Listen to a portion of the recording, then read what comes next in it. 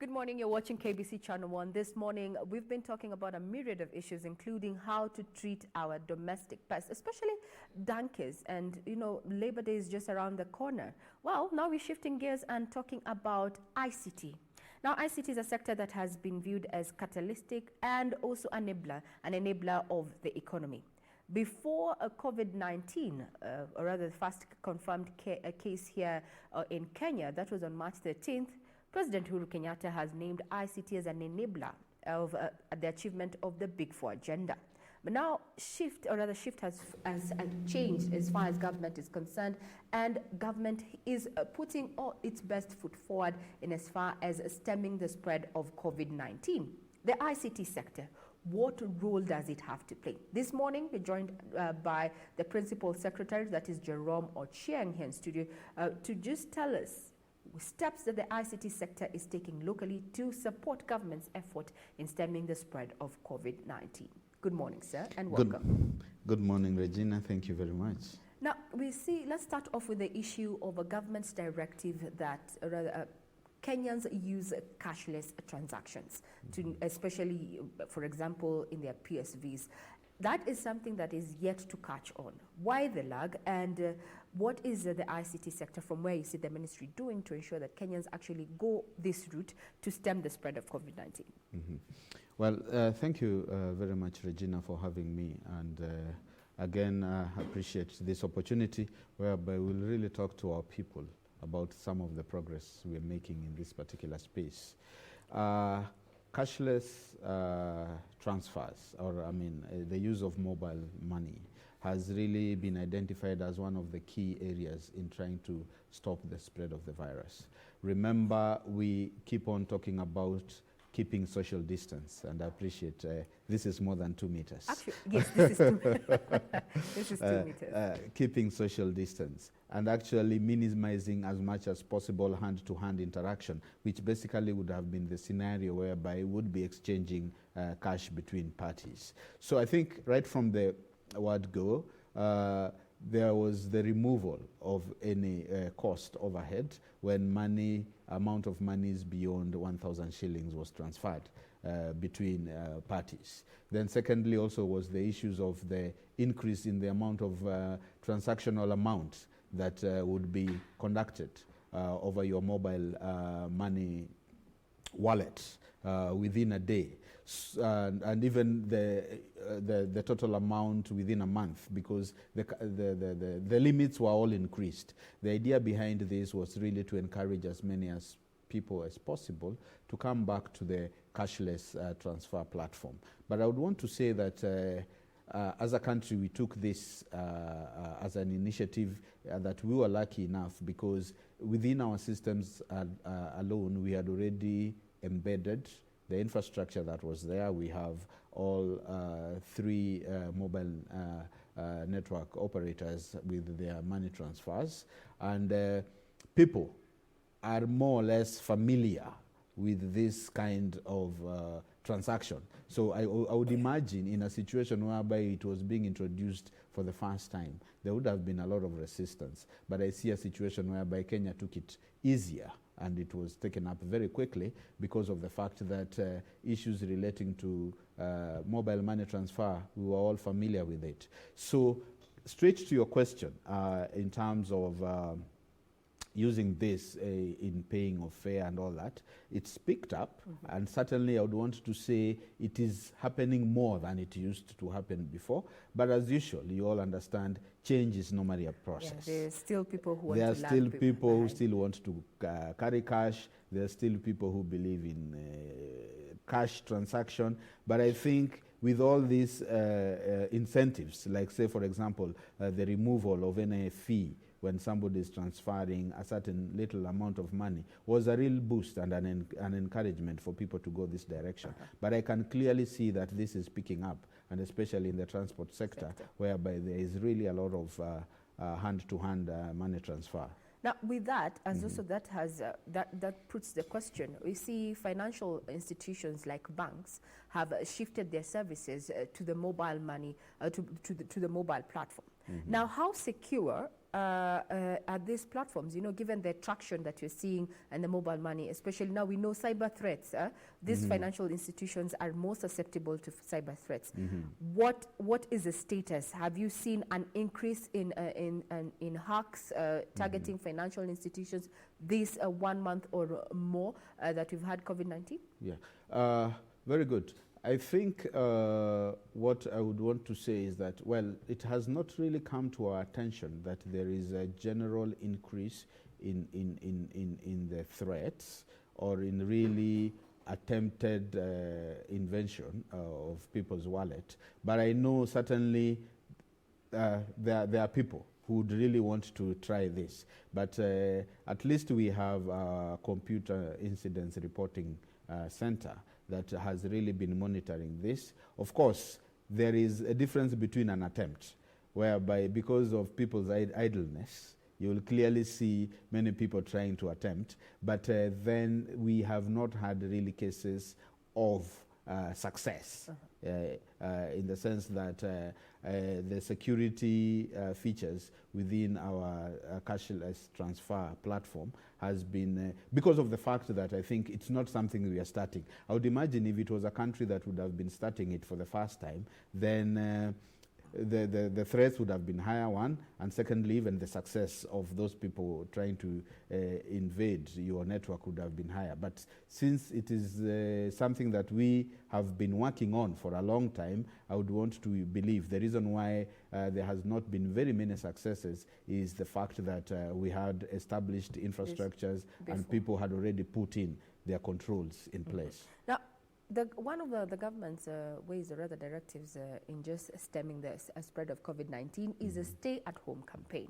And we've seen both private sector and government now take up to teleconferencing, for instance, as one of the ways of just continuing to do their normal business. Now, looking at a government, national and county level point of this, is this after post-COVID-19? Is this the direction that you think government is going to take? And this would definitely save, especially counties, a lot of money in government for travel where they have to come down for meetings. Is this something that government is looking into? For sure. I'll tell you, Regina, one of the things that happened is that based on the few meetings that we've had with even my colleagues, the principal secretaries across government, we've been having now video conferencing and teleconferencing for the last almost 1 month. We've had we normally have a weekly meeting. So we had for our last 4 meetings have been done online. And everybody is beginning to actually say, I think we need to adapt this as our way of doing business moving forward. So likewise, even among the cabinet secretaries, they are taking that approach. And you can actually see the sentiments, people expressing that it becomes even a very convenient way of having our meetings. So again, to re-emphasize the fact that we had a good infrastructure is a very good point for us. And people have actually even argued. In most cases, we find ourselves calling off meetings because of lack of quorum, because a certain officer is out of the country or a certain officer is in County X doing another piece of work, another one. So because of people being out of their offices, then we are not able to have a meeting. But then I think we have realized that now quorum will no longer be a challenge because we can actually say, if you are in Kisumu on another official duty and my other colleague is in Mombasa and we were to have a meeting, we just agree on a time, what time works for all of us, and we all get onto the... So basically, to respond to your question, I think moving forward, this would be one of our recommendations that actually we can adapt this as a way of having our meetings, unless a particular meeting really demands and requires your physical presence. Yeah. Now, this some of the software that you have used, or rather that is being used, is alien, is not one of our own. As a ministry, what are you doing to encourage, the techies, tech whizzes that we have? Because I think we have the brains in as far as ICT is concerned to come up with this software to support this move that you've said you might be considering going forward. Yes. As a ministry, in fact, we have even introduced what we are calling a hackathon, and it's all happening at Konza, whereby we have actually engaged people to think COVID and actually come up with solutions that are related to COVID. That what would you do, especially in the health sector, in the commercial sector, and even in the jobs sector. That in the food distribution jobs sector and in the health sector. So we have engaged these young people and asked them come up with innovations that can actually help us post-COVID, or even right now, the COVID, when we're still in the COVID problem. How can we solve some of these problems? And a lot of, like you rightfully say, we have really the potential, and we have people with very good capacity to come up with innovation. And I've seen, let me tell you, Regina, I've seen about 20 or 30 people coming to me and telling me, PS, I have this tracking solution. I have this solution that actually can help us really identify and manage people movement, disease control, a dashboard in terms of how do we look at the numbers and things like that. And a lot of them have been coming up. So I keep on encouraging them and actually say, yes, please keep on building on this. As a country, we can only have one solution, but then you have an opportunity to actually even sell this solution to other countries. So as a ministry, we're also helping them to really grow, and we have committed to handhold them where there is really need for extra capacity in terms of knowledge and things like that. We have tried as much as possible to link them to the relevant people who can assist them. So there's really a lot of innovation coming in, and this is really to help us even look at currently how we can resolve our issues. Moving forward, are there people with post-COVID solutions? And this is in all the spheres. Now, also to support the issue of ICT, or rather ICT technology here in the country, Telcom and Google, the Google Loon project. How far are we? What is the current status? And how far are we as Kenya from getting 100% internet coverage? Yeah, with the signing of the contract between Google and Telecom Kenya, and then the engagement of Google Loon, so far we are actually going through that final stage of really doing our configuration. We are fortunate to have been identified as one of the countries that was piloting this particular project, and we see ourselves being in the next 2 to 3 weeks' time actually being able to roll out the first Loon project in the country, and this will really help us have the 100% coverage. So very soon, give ourselves 2 to 3 weeks, and we should be able to resolve this issue. You know, when the president made that announcement, there was a lot of confusion. People called them balloons. Then maybe you can just elaborate on how this technology is going to change internet, rather internet connectivity as it is, and who would be likely be the main beneficiaries once these loons actually get to our airspace. Yes, loons, they are because they are balloons. That's why we call them loons. That's why we call them loons, because they are balloons. But then, of course, specialized balloons, being able to emulate what you'd have as a base station on the ground. The balloons are up high the sky, more than 50 kilometers up the sky, up our space. But then their function is really to be able to provide internet connectivity, so they're able to send the waves onto our various points and create that particular linkage that will even help us now in the issues of internet connectivity. So the fact that we are having them up the sky is an advantage in the sense that we should be able now to go beyond the limitation of base stations on the ground, because you have some areas whereby there is interference because of the existence of a mountain. There is interference because you cannot put a base station in an area, especially with the problem we are having in northern part of the country, issues relating to security and things like that. So the balloons go beyond all that, because now we are actually the reverse. The others are on the earth, these ones are up the sky. So they are able to create those connections. So we are able to resolve the physical structural challenges of the ground by having actually the balloons up there, and then now a balloon connects to another one and to another one like that, then we have full coverage. Okay. So basically that's how Timelines, you've said soon, but we'd want to know exact timelines. What timelines are we looking at? Yeah, I said giving ourselves 2 to 3 weeks, we should be able, because I mentioned the fact that the day His Excellency the President announced the contract, actually those balloons travel like aeroplanes. That particular day, the first Loon left California, and it's already arrived on our space. So basically, setup is going on. Yeah. Now, since we're talking about innovation, Kenyatta National Hospital has been at the fore. It has already started doing, or rather practicing, telemedicine. How soon are we going to see this being replicated in other counties? Remember we said that these are some of the things we had started. The beauty about this is that it's not that we are doing this because of the COVID.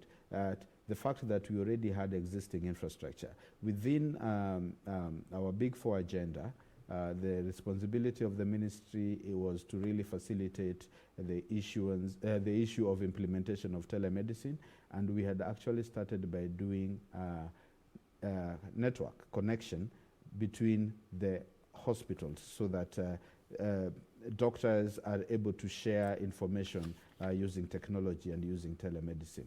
So we had actually started by doing backbone infrastructure connection through what we are calling our level 6 and our level 5 hospitals. Structured cabling, by that I mean that we are actually doing internet connection at currently now we are talking about 20 hospitals.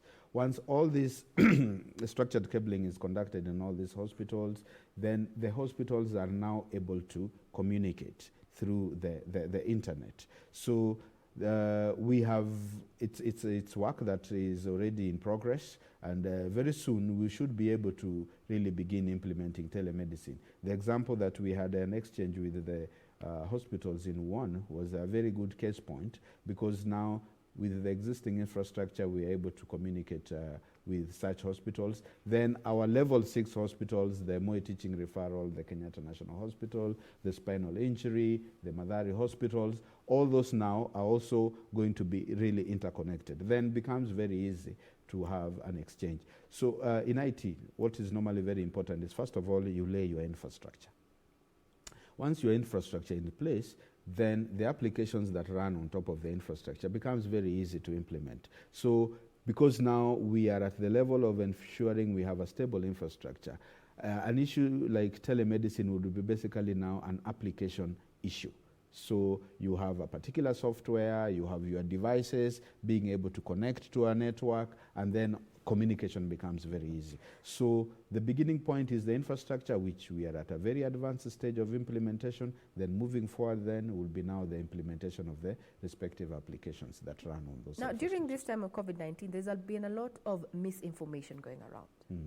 What is the ministry doing to stem this? And given that just recently there's been debate that the government is going to be doing Big Brother watching, tapping phones here and there. Maybe you can assure us in as far that our data is safe, given that you passed the data protection.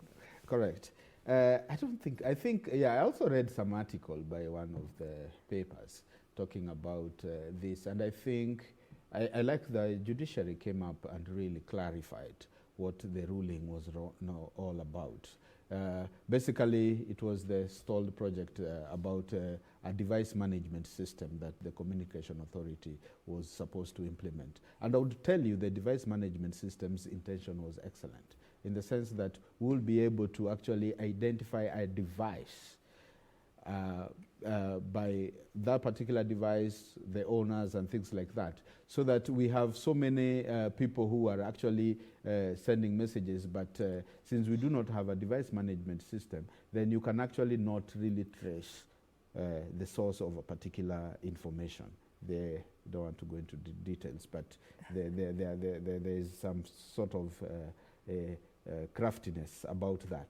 But then the device management system was really an application that was really going to help us by ensuring that we are able to map a device and actually identify it, and every other communication going through was easily identifiable. So that was the essence of that particular software that was to be implemented, and I think the ruling was that the device management system, there was nothing wrong about implementing it. But then the purpose was not really to monitor what the individuals or everybody else is saying. Because questions have come, the issue of privacy, the privacy issue versus information. Yes. How are we striking a balance in that? I was actually coming to that. Because of the dynamism of this particular space, it's for that reason that we actually realized that the Computer Misuse and Cybersecurity Act could not address all issues relating to data. It's for that reason that we came up with the Privacy and Data Protection Act. Yes. So as much as we have the device and its management and things like that, the Data Protection Act kicks in protecting the citizens and in protecting people, so that there is also a limit as to what every other person can do with respect to data. The Act looks at all aspects of data, the level of data, who has access to what are the procedures, and even the data being collected, what you can do with it. Classification of data, we have what we are calling personal data, we are calling all the other form of data. So the Act protects the people. So I would say that really there should be no fear, because we have laws that will actually protect you, and the Act should be able to kick in and actually guide you. People should rest assured that we have laws that really safeguards their data and safeguards their privacy with respect to whatever form of communication they are using and in whatever platform. Since we're talking about data and the issue of privacy, and safety of public data, concerns have been raised about issues of contact tracing that is currently happening, how it borders on crossing over to the other side. What's your take? What's your assurance in that? Well, and that's why you realize that even in the announcements, we've always been identifying a patient as a patient X. Because we do not, of course, it's not that the ministry do not know the name of the patient. So they know. Of course, they do. But actually, in following and in abiding with the issues of privacy and data protection, we actually say there's need to give this information, but it must be given in a coded way to the extent that you do not expose that particular party. The same way, now you strike the balance. Do we expose more people to death, or do we trace who are the people this person contacted? And then through contact tracing, we come to you politely. And we actually say, yes, Regina, you are of interest. So I think it is a fair balance, and I think, to me, is how do you manage that balance? Because again, if it's that issue of somebody going to radio and announcing, Jerome, you were in contact with a COVID patient, something like that, that would be outrageous. But then it is being done in a very private way to ensure that we are actually protecting the privacy of the people involved. Now, since we're talking about polite approaches, there's the issue of cyberbullying. It has been on the rise.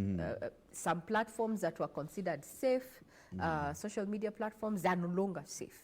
They're no longer safe. You cannot communicate. You cannot give your views without the worry that you're going to be trolled. You cannot post your photo of your family without worrying that someone is somewhere is going to say, they're going to troll me. What are you doing from your end?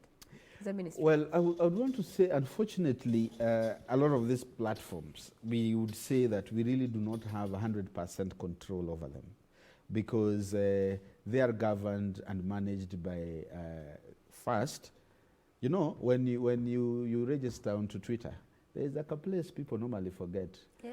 You forget that you cannot proceed until you accept terms and conditions. True. And then the terms and conditions is normally like, if you want to read them, you'll take another day before you continue. Yes, and also sometimes you might require some interpretation from a lawyer, exactly. Which you don't have time. So you don't have time, you say, yes, accept. yes. So basically, among those conditions is that you find yourself in a situation whereby they have set their terms and conditions, and they have also set their criteria of classifying what to them is intrusion, what to them is printable. And we are all from different culture, from all different whatever. So you find that normally it's actually a big challenge that is fairly difficult to address. But as an institution and as government, whenever we find some cases that really requires intervention, we've actually written directly to them and actually requested them to pull down certain things because we realize that they are offensive in the way we understand them. Unfortunately, they also have their methods of classifying what is offensive, what is intrusion. So sometimes they tell you in our own jurisdiction, we don't find anything wrong with this particular post. But for example, one would ask, when then does it become criminal? You can imagine someone has defamed you. Maybe these were private conversations or photos taken in a private setup. Then someone decides out of malice to splash them over social media. When does that now move over to become criminal? Because there's defamation and so many other things in between. Yeah. I mean, at that particular level, then I think it becomes the individual's responsibility to actually say that here, I feel my rights have been violated. And then you take up the matter. And then, of course, the normal legal process probably would still go to court, and the court will still find either nothing wrong with it or find something wrong with it. So basically, again, it is your responsibility. If you feel offended, then you take up the matter with the respective, because it would be very difficult for us to judge for you what we feel is offensive. So I think as an individual, again, is your responsibility to see that this matter is offensive and take up the normal, just like the way we would meet on a one-to-one and you abuse me. Then I say, True. This one doesn't work for me, then I'm going to take the next legal steps. Yeah. Now, Kenya is on the verge of rolling out 5G. I think some seven telcos are already doing some trials. So where do we stand as of today? Where do we stand amid all growing concerns, all manner of conversations around 5G and trying to link it to COVID-19? Where are we as Kenya, and what does government have to say in as far as the rollout of 5G is concerned? Is it safe? Maybe that's the question. Well, first of all, before I say where we are, let me also jump into this argument about the relationship between COVID and 5G. And I mean, from a technical perspective, there is no relationship whatsoever between the viral disease, that is COVID, and the 5G. I think if that becomes our starting point, that would be very important. Because I've also seen a lot of this, and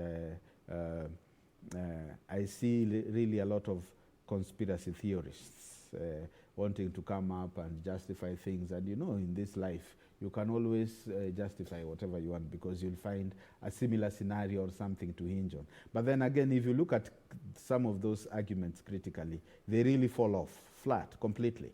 Because you'll find in some countries, like for example, we have COVID cases. We've not really deployed 5G. There are countries, at least you're talking about us making an effort to do some tests. There are countries who 5G is not anywhere in their dream, but they have COVID cases. So then how do you justify such cases? In China alone, Wuhan, yes, it was heavily hit. But China has implemented 5G in a number of many other cities whose level of COVID cases are fairly low. So basically you try to even look at, as much as there is that theory, you try to look at that really it doesn't pass any logical tests. You see, some of the areas that are being put forth is that these 5G frequencies would come at high frequencies, maybe of around 60 gigahertz, and this emissions, lowering immunity. Maybe you can clarify, us as the trials that we're doing, what frequencies are we going to be rolling out on? I think frequency of 60 gigahertz is extremely high. And I think our test would be ranging between actually less than 20. So basically, again, also that is also another very big lie about the 5G. So those are some of the things that really help us to discount a lot of all this, because they're not factual. They're not factual. And then back now to your question is that as a country, we are at the test stage. We are actually at the pilot stage, and a number of mobile network operators are coming in to do their pilot. So we have not really rolled out, but we are at the pilot stage. Yeah. Now, government has said that it's going to be giving a stipend. Around 10 billion has been set aside, targeting vulnerable in community.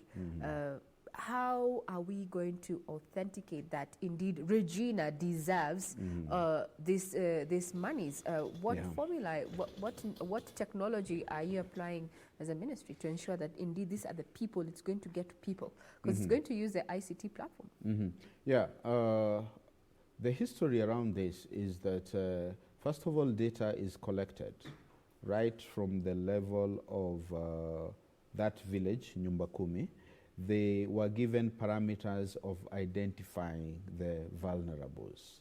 You will find a situation where we have orphans, we have people who are terminally ill, we have people who are aged and with no other level of dependency. So they were actually given parameters of determining the vulnerables, and they were to collect certain information from them, which they later now, through we call them GAO, National Government Administrative Officers. That is where the category of where we have the Nyumba Kumi, the chief, the sub-chief, up to the county commissioners in that structure exists. So that data is escalated in that hierarchical level and then now transmitted to the headquarters through the Ministry of Interior.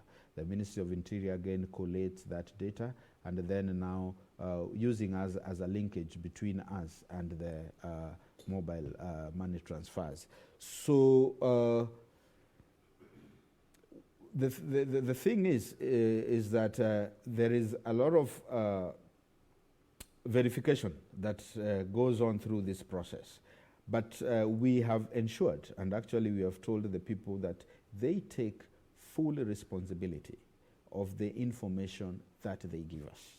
Because again, they are our people, so we really can only rely and depend on them to give us information. And we have actually asked them to really sign against every list and every data that they provide to us as it comes up in that particular hierarchy. So in the event we find that there is some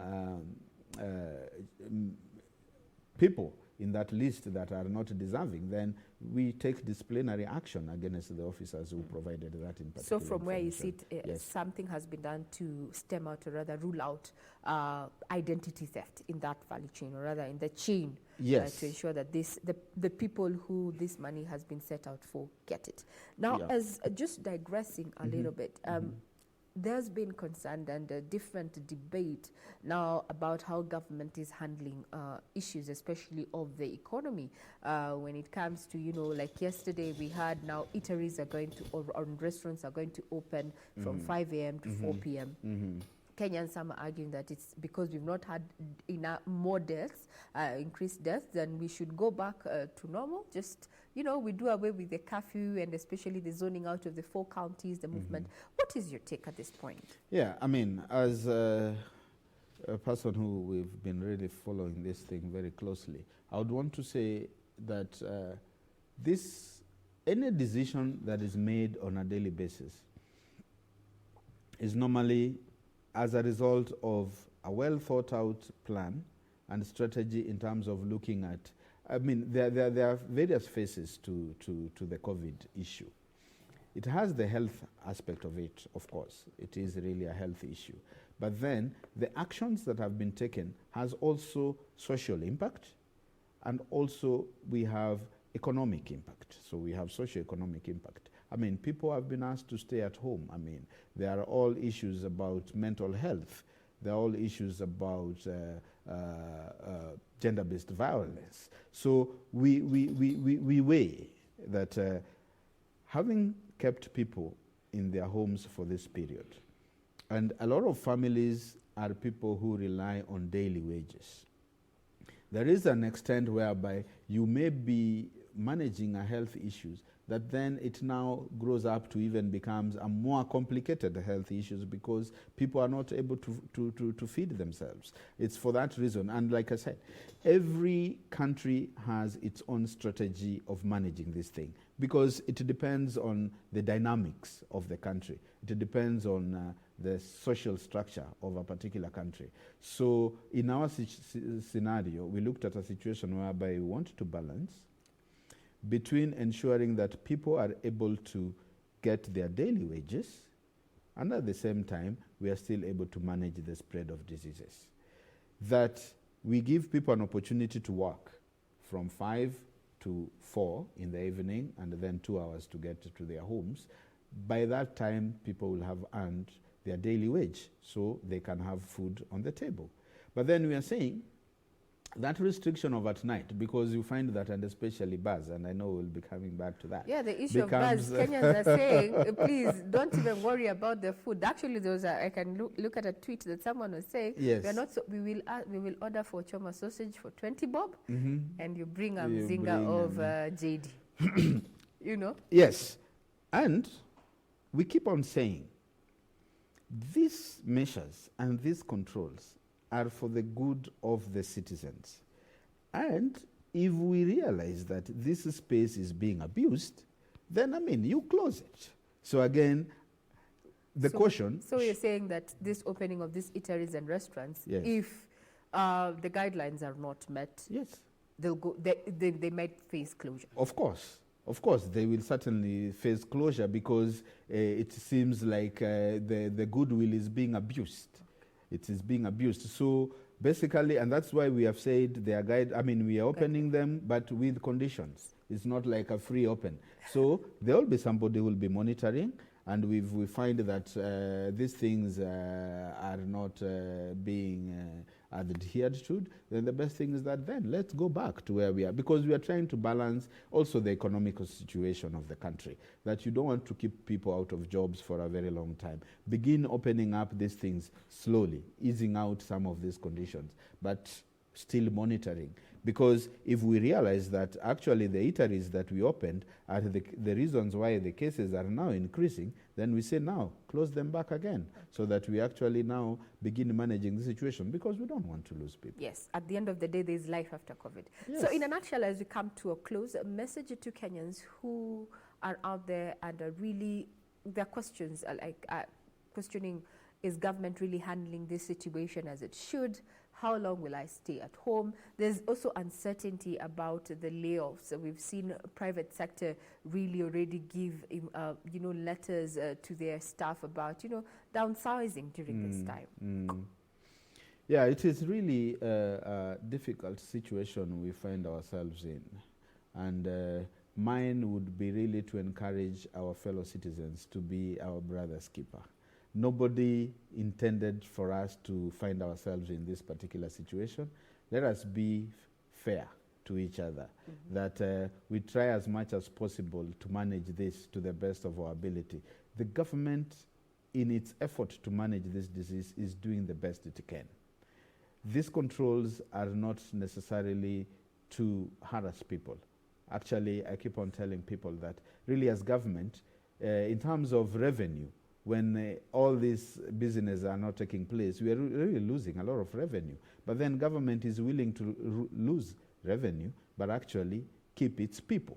Because we are saying we can do economic recovery. We will have an economic recovery strategy post-COVID. But then we cannot recover dead people. So we are trying as much as possible to minimize death.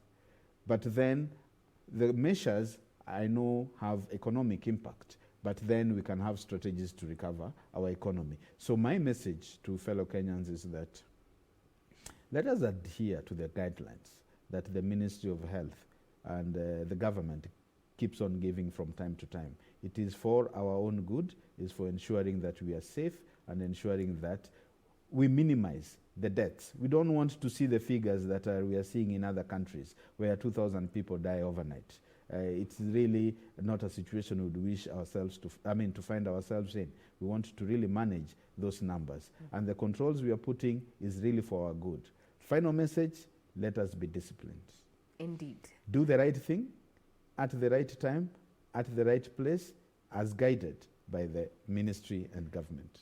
There you've heard it there, Principal Secretary Jerome Ochieng appealing to you and I to adhere to the laid down guidelines. And he very well said and puts it that post-COVID, there is life. We can work on our economy, but we cannot raise the dead.